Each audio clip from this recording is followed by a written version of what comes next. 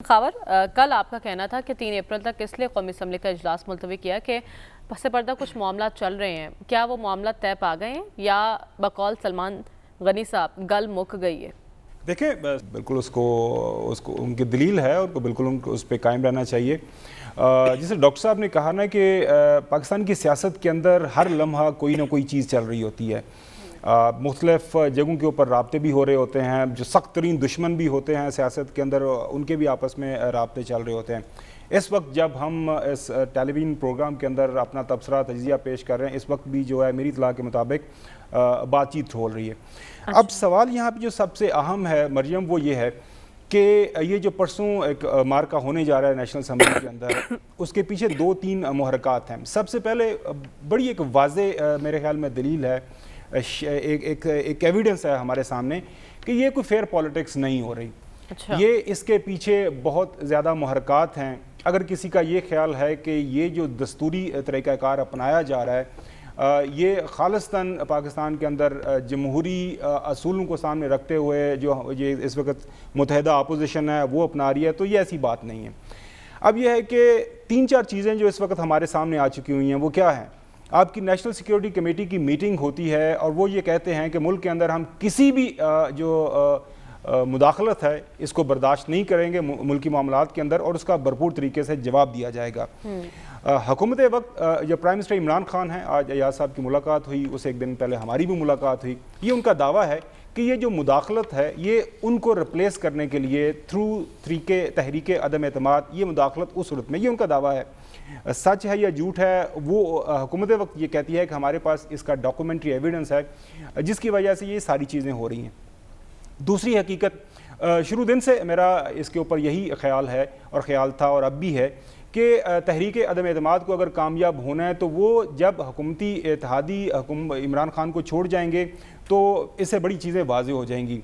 बाप ने छोड़ा, उसके बाद जो MQM ने छोड़ दिया, तो बज़ाहिर इस वक्त जो नंबर गेम है वो बिल्कुल 172 की हाज़िरी उन्होंने एक दिन पहले जो है पाकिस्तान मुस्लिम लीग नून, चूँकि लीडर ऑफ द अपोजिशन उनके पास है, तो वो उन्होंने वहाँ पे साबित की।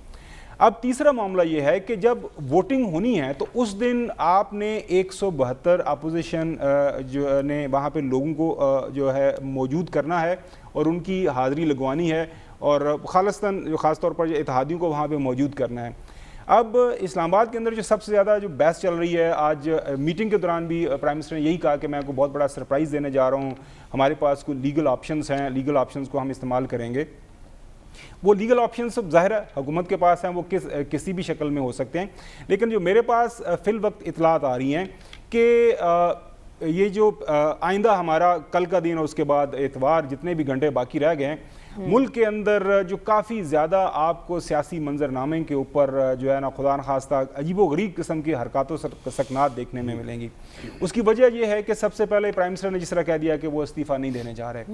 अगर किसी भी मुल्क के अंदर जमहूरियत अपने सही असूलों पर चल रही होती तो बिल्कुल सही कहा गया कि जब नंबर गेम ओवर हो गई है, आपके इत्तेहादी आपको छोड़ गए, तो इमरान खान को चले जाना चाहिए। लेकिन पाकिस्तान के अंदर नंबर गेम कैसे चेंज होती हैं, लोग इधर से उधर क्यों कर जाते हैं, कैसे मामला तय पाते हैं, ये मेरे ख्याल में जिस तरह पिछले 2-3 प्रोग्राम के अंदर हमारे प्रोग्राम के अंदर ये जो है वाज़े बताया गया कि जी अशारे आ चुके हैं और उन अशारों की बुनियाद के ऊपर ये सारे का सारा मामला चल रहा है। मैं अशारों पे नहीं जाता, मैं जो बैकग्राउंड जो कॉन्स्पिरेसी थेरीज मुख्तलिफ जगहों पर डिस्कस हो रही है मैं उसके ऊपर भी नहीं जाता। तो मेरे ख्याल में खान इमरान साहब खान इस वक्त एक चीज़ किस बहुत तरफ अच्छी देख कर रहे रहा हैं, है। उनकी क्या हिकमत अमली है, वो सरप्राइज क्या हो सकता है? देखिए, ये मैं यकीन करें आपने बड़ा ज़बरदस्त सवाल किया, मैं यही चीज़ एक्सप्लेन करने चाह रहा था। जो मैंने उनसे सवाल किया था तो कि जी हमारे यहाँ ऐसा होता है कि किसी मौके के ऊपर जब हुकूमत समझती है और सिटिंग प्राइम मिनिस्टर ये समझता है कि वो बहुत ज़्यादा प्रेशर में चला गया है, तो वो पैनिक के अंदर आके वो आपको याद होगा ज़ियाउद्दीन भट्ट, वो इंजीनियरिंग कोर के जो है एक जनरल को उन्होंने चीफ ऑफ आर्मी स्टाफ लगा दिया और जो एक सर्विंग आर्मी चीफ को उन्होंने रिमूव कर दिया। उन्होंने कहा जी मैं ऐसा कोई भी गैर आइनी गैर कानूनी तरीक़ाकार कभी नहीं इस्तेमाल करूँगा, मेरे पास जो लीगल ऑप्शंस हैं वो मैं इस्तेमाल करूँगा। ये जो ख़त या मरासला आया, उनका दावा था कि इसमें बहुत ज़्यादा चीज़ें हैं, वो मुतलका फ़ोरम नेशनल सिक्योरिटी कमेटी में ले गए, मुतलका फ़ोरम पार्लियामान, उन्होंने कहा जी मैं अपोजिशन के लोगों के साथ भी शेयर करना चाहता हूँ। अपोजिशन के लोगों ने कहा कि मैं इसको नहीं, हम इसको नहीं देखना चाहते, ये आपने खामखा का एक पॉलिटिकल स्टंट बनाया हुआ है। और बाकी आपने बड़ा अच्छा पॉइंट रेज़ किया देखें जो गुज़िश्ता रोज़ केपी के अंदर इलेक्शन हुआ है, ये वो हल्के हैं, ये वहाँ पे पीटीआई एक कमज़ोर गिनी जाती है और ये पीएमएलएन के और बाकी जमातों के गढ़ समझे जाते हैं। तो वहाँ से जो एक रिएक्शन या रिस्पांस आया है, तो मेरे ख्याल में हमें ये फतवा नहीं देना चाहिए कि इमरान खान एक नाकाम प्राइम मिनिस्टर के तौर पर जाना जाएगा। इमरान खान के अंदर बहुत तकब्बुर था या तकब्बुराना वो इस तरह उनका रवैया था। ऐसे मेरे ख्याल में ये इस तरह की जो एक स्वीपिंग स्टेटमेंट्स हैं, इसका मैं कम से कम किसी भी पॉलिटिकल लीडर के बारे में नहीं कहूँगा कि वो बड़ा तकब्बुर वाला था।